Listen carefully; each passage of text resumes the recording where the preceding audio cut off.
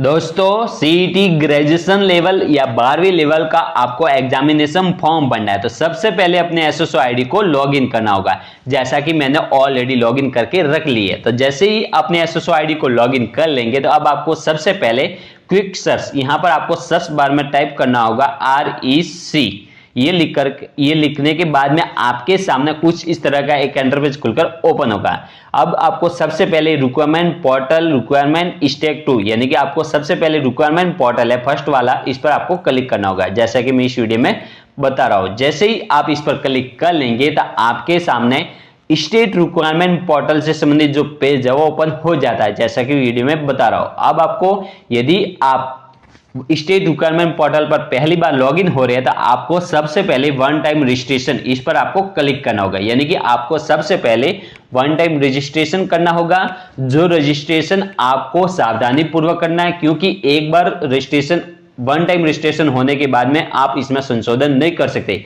तो लेकिन गाइज आपको वन टाइम रजिस्ट्रेशन किससे करना है, तो आपको one time registration Jan Aadhaar से या आधार कार्ड से। लेकिन आपको जन आधार कार्ड और आधार कार्ड में आपका नाम, डेट ऑफ बर्थ और पिताजी का नाम एकदम एक्यूरेट यानी कि 10वीं मार्कशीट के हिसाब से होना जरूरी है। यदि आपके जन आधार कार्ड या आधार कार्ड में किसी भी प्रकार की प्रॉब्लम है तो उसको सबसे पहले सही करवाना होगा, उसके बाद में आपको वन टाइम रजिस्ट्रेशन करना है। जैसे आप वन टाइम रजिस्ट्रेशन कर लेते हैं तो उसके बाद में आपको सीईटी ग्रेजुएशन लेवल या सीईटी जो आपके 12वीं लेवल का है वो आपको फॉर्म भरना है उसका। तो आपको सबसे पहले आप देख सकते हैं ऑन गोइंग रिक्वायरमेंट, इस पर आने पे के बाद आप देख सकते हैं common eligibility test graduation level, यानी कि मान लीजिए कि आपको ग्रेजुएशन लेवल का फॉर्म भरना है। तो अब आपको सबसे पहले अप्लाई नाउ पर आपको क्लिक करना होगा।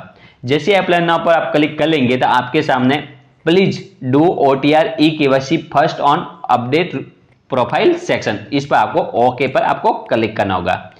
जैसे ही ओके पर क्लिक कर लेंगे तो आपके सामने सबसे पहले अपने लाइव फोटो और जो एक शपथ पत्र है वो अपलोड करने का ऑप्शन आएगा। कुछ तकनीकी लोड होने के कारण ये कुछ टाइम ले रहा है। तो दोस्तों सबसे पहले मैं आपको बता दूं कि आपका जो लाइव फोटो है और आपका जो शपथ पत्र है, यानी कि सबसे पहले आपको एक शपथ पत्र इस पर आपको डाउनलोड करना होगा। तो कुछ तकनीकी समस्या होने के कारण ये जल्दी से नहीं ओपन हो रहा है। तो दोस्तों आपको कुछ सेकंड का वेट करना होगा, यानी कि कुछ 1 मिनट तक आपको वेट करना होगा, ताकि इसकी जो साइड है वो आसानी से खुल सके। तो दोस्तों सबसे पहले आपको अपने लाइव फोटो लेना होगा। लाइव फोटो आप अपने मोबाइल से ले सकते हैं और लाइव फोटो लेने के बाद आपको अपना जो शपथ पत्र है जिस पर आपका जो सैंपल दिख रहा होगा, यहां पर लिखा हुआ होगा सैंपल, इस पर आपको क्लिक करके शपथ पत्र को डाउनलोड करना है। और शपथ पत्र को डाउनलोड करने के बाद में आपको हिंदी राइटिंग और इंग्लिश राइटिंग दोनों में आपको लिख करके, यानी कि आप देख सकते हैं ये ओपन हो गया, ठीक है। लाइव फोटो, सबसे पहले अपना लाइव फोटो यहां पर टेक फोटो, इस पर आपको क्लिक करना होगा। जैसे इस पर क्लिक कर लेंगे तो आप देख सकते हैं, एक बार मैं आपको करके बता रहा हूं, टेक फोटो। तो सबसे पहले आप अलाउ पर क्लिक कर लेंगे।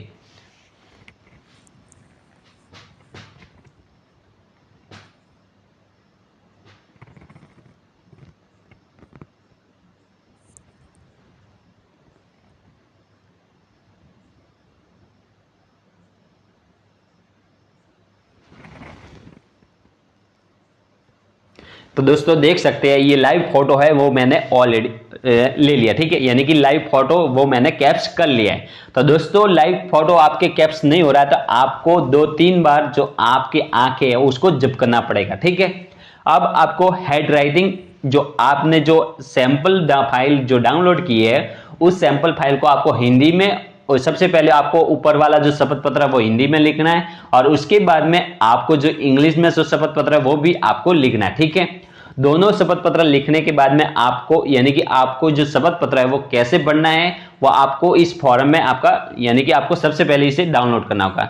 जैसे इस पर आप सैंपल फोटो पर क्लिक कर लेंगे तो आपका जो शपथ पत्र है वो आप देख सकते हैं राजस्थान राज्य सरकार द्वारा आयोजित की जाने वाली भर्ती परीक्षा में हस्तलिपि, यानी कि जो आपको अपने हैंड राइटिंग से अपने हाथ से लिखना है, नमूना प्रस्तुत करने के लिए निर्धारित प्रारूप, अभ्यर्थी इस प्रारूप का प्रिंट लेकर नमूना वाक्यों को स्वयं की हस्तलिपि में लिख करके हस्ताक्षर करें और ओटीआर में निर्धारित स्थान पर आपको अपलोड करना है, ठीक है, बिना नोटरी, यानी कि आप सर्वे स्वयं प्रमाणित, यानी कि आपको खुद के साइन के द्वारा आपको प्रमाणित करना है, आपको नोटरी नहीं करवाना है। तो ये तो है हिंदी प्रारूप जो आपको यहाँ पर लिखना है, ठीक है। उसके बाद में आपको यहाँ पर सिग्नेचर करना है। उसके बाद में इंग्लिश परफॉर्मा, ये आपको इंग्लिश में लिखना है। उसके बाद में यहाँ पर आपको सिग्नेचर करना है और उसके बाद में अपनी एसएसओ आईडी, ओटीआर और अपना जो परमानेंट एड्रेस है जो आपके आधार कार्ड में है, ठीक है, उसको फिलअप करने के बाद में आपको 200 केबी में आपको ये फाइल बनानी है। तो 200 केबी में आप कैसे बना सकते हैं उसका वीडियो मैं ऑलरेडी लेकर आ रहा हूं। तो दोस्तों मैंने ऑलरेडी 200 केबी में बना करके रख लिए, तो उससे सबसे पहले मैं आपको अपलोड करके बता रहा हूं। जैसे आप सूज फाइल इस पर क्लिक कर लेंगे तो उसके बाद में मीडिया पिक्चर, अब आपको इस पर क्लिक करना होगा। अब क्या करना है, सबसे पहले अपने यहां पर डायरेक्टली अपनी जो आपने फाइल यदि आपने सेव कर रखी है तो दोस्तों आप देख सकते हैं सर्च पर क्लिक करके अपनी जो जिस नाम से आपने फाइल सेव की है उस पर आप वो लिख करके, यानी कि सर्च बार में सीईटी लिख करके जिस नाम से आपने फाइल बनाई हो वो लिख करके आपको सर्च पर क्लिक करना होगा। अब मैंने ऑलरेडी ये सीईटी इस पर आप, ठीक है, ये फाइल व्यू डॉक्यूमेंट, तो व्यू डॉक्यूमेंट पर आप क्लिक करके अपनी प्रोफाइल, अपनी जो पीडीएफ फाइल है वो देख सकते हैं। तो दोस्तों आप देख सकते हैं ये मेरी फाइल है, ठीक है। अब आपको क्या करना है, अब आपको सबमिट ई केवाईसी इस पर आपको क्लिक करना होगा। तो आपको देख सकते हैं ओटीआर ई केवाईसी, आपको कंफर्म कर लेना है कि आपका जो ओटीआर ई केवाईसी है, आपकी जो लाइव फोटो है वो भी कैप्स हो गई और आपका जो डॉक्यूमेंट है आपने जो सेव किया वो ही है डॉक्यूमेंट, वो आपको देख लेना है। उसके बाद में आपको सेंड ओटीपी पर क्लिक कर लेना है। जैसे ही सेंड ओटीपी पर क्लिक कर लेंगे तो अब आपके जो रजिस्टर्ड मोबाइल नंबर है, जो आपके ओटीआर में जो आपके मोबाइल नंबर है उस पर एक ओटीपी भेजा जाएगा। अब आपको जो आपने मोबाइल नंबर फिलअप किए थे उस मोबाइल नंबर पर आपके ओटीपी आए होंगे, उस ओटीपी को आपको यहाँ पर फिलअप कर लेना है, जैसा कि मैंने फिलअप कर लिया। अब फाइनल सबमिट पर आपको क्लिक करना होगा। जैसे ही फाइनल सबमिट पर क्लिक कर लेंगे तो आपके सामने ओटीआर वेरीफाई ओके, जैसे ओके पर क्लिक कर लेंगे तो OTR e KYC done successfully, यानी कि आपकी OTR e KYC done successfully हो गई है।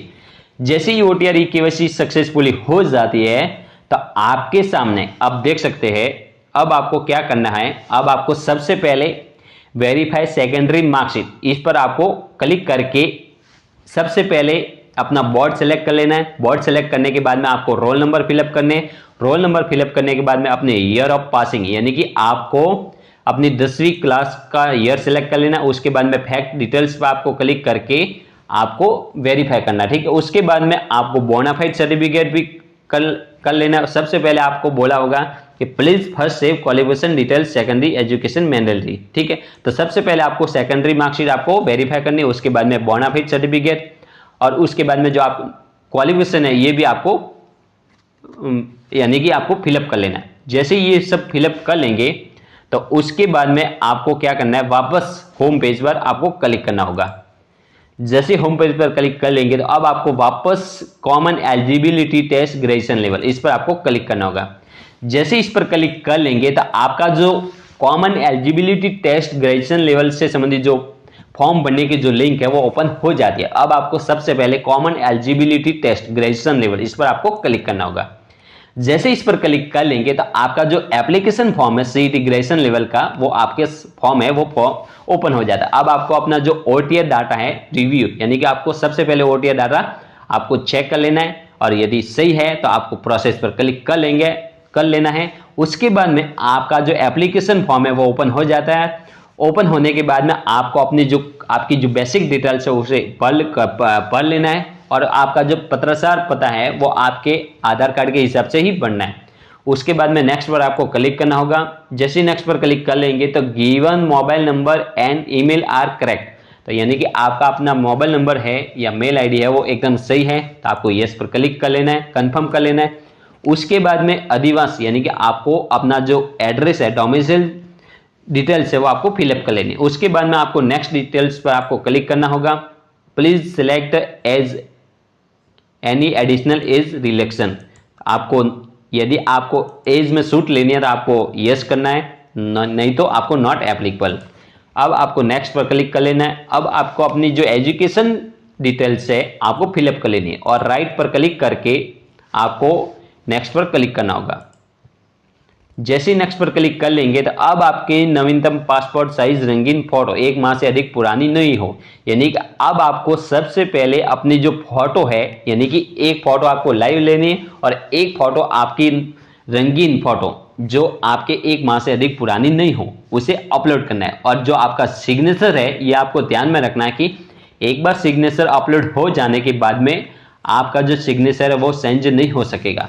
जैसे ही अपने और उसके बाद में वेरिएबल बॉडी मार्क, यानी कि आपको ये पढ़ना अनिवार्य है, ठीक है। यानी कि आपको जो भी आपका जो बॉडी मार्क है वो आपको फिलअप करना जरूरी है। तो जैसे ही ये फिलअप कर लेंगे फोटो, सिग्नेचर और जो बॉडी मार्क है ये भर लेंगे तो उसके बाद में नेक्स्ट पर क्लिक कर लेना है और अपना जो फॉर्म है उसका जो प्रीव्यू है वो आपको अच्छी तरह से जो प्रीव्यू है वो उसको अच्छी तरह से चेक कर लेना है। यदि आपके फॉर्म में किसी भी प्रकार की गलती है तो सबमिट करने से पहले आपको उसको सुधार लेना, क्योंकि एक बार फॉर्म सबमिट होने के बाद में आप इसमें संशोधन नहीं कर सकते। तो दोस्तों जानकारी अच्छी लगी हो तो इस वीडियो को जरूर लाइक करना और चैनल पर नया तो चैनल को सब्सक्राइब कर लेना।